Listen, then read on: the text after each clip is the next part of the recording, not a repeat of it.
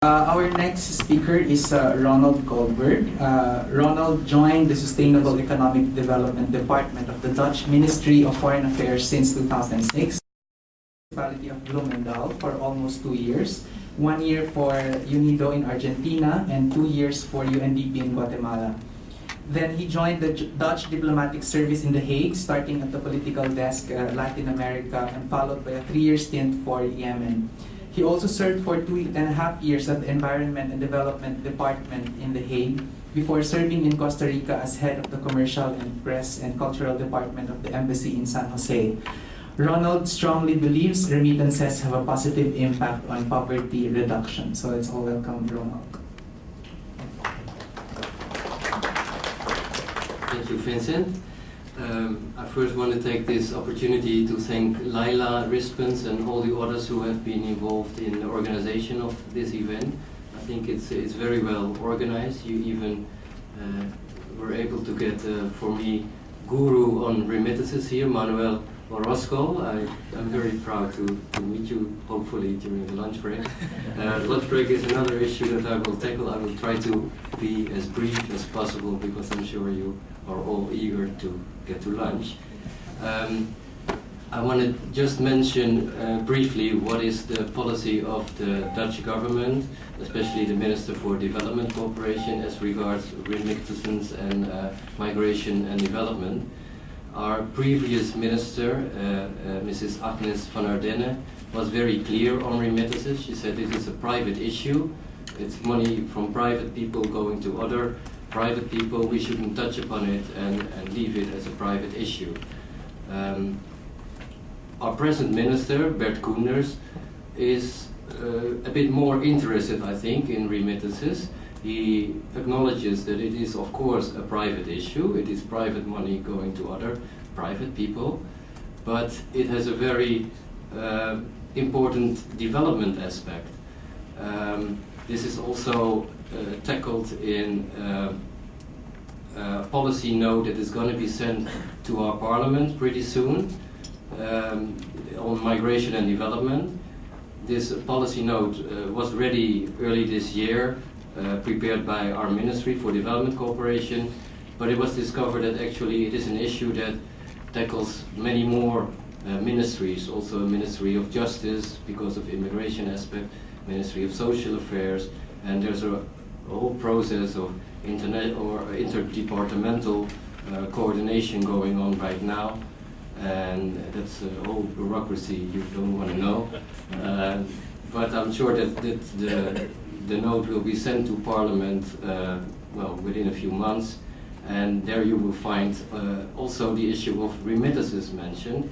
And as regards remittances, it is acknowledged it is a private issue, but also that it has a very important development aspect. In fact, remittances in itself already contribute to Millennium Development Goal #1, poverty alleviation.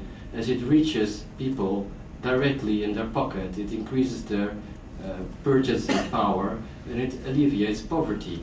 So actually it is directly contributing without a whole establishment of institutions like NGOs, like our embassy network, who's also involved in development cooperation, and multilateral organizations. So we very much favor remittances. Now the question is, what can a government like us and also governments in developing countries do to enable remittances, to make this poverty alleviation aspect more relevant? And actually I'm a bit disappointed in this respect. We cannot do very much. If you acknowledge the fact that it is private money, then the only thing you can do is to enable this private money to be transferred.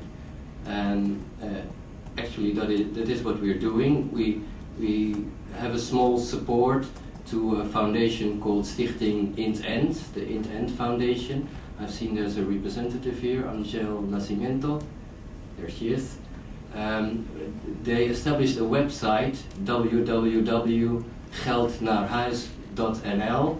It's about sending money home to the 6 most important countries or well, not most important, but at least they cover the biggest migration groups here in the Netherlands. And they have a comparison site where you can see how much money is left if you send 100 or 200 euros to your destination country.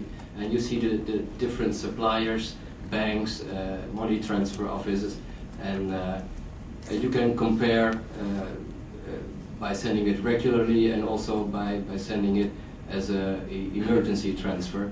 And I think this helps to make the market more transparent, and I think that's an issue where governments have a role to play, to enable in fact the private market to play its role best. So well, this foundation received a subsidy in the beginning of October last year, and while this new renewed website was launched, already one supplier reduced its tariffs to be #1 in their transfers, in this case to Suriname. So in fact it already had its effect, that people were looking at the website, and already the transfer organizations were reducing their tariffs to get more people. And that's the idea behind the website. This is one thing we in the ministry did with remittances. Another thing is discussions with the Ministry of Finance to see if we could do something with tax relief, trying to make it deductible if you transfer remittances. But our colleagues from the Finance Ministry were very convincing in, well, they convinced it that it was very sensitive to fraud. It's very easy to send money to your home country and then send it back and send it again, and it's circular remittances. Right. So we decided not to go that way, and actually, well, this means that our role as a government is indeed very limited, but it still means that we are very interested in the issue of remittances, and I think even for the future, this is not official policy, but this is my own idea. Maybe in 20-30 years' time, remittances could really replace development cooperation. It's actually what we want with development cooperation. It's poverty alleviation at the lowest cost. It goes straight from the West, let's say, to the pockets of the people in the South. And I think it's, well, I'm very much in favor of remittances, and I'm very glad that this event has been organized. And now I hope we have time for the lunch. Thank you.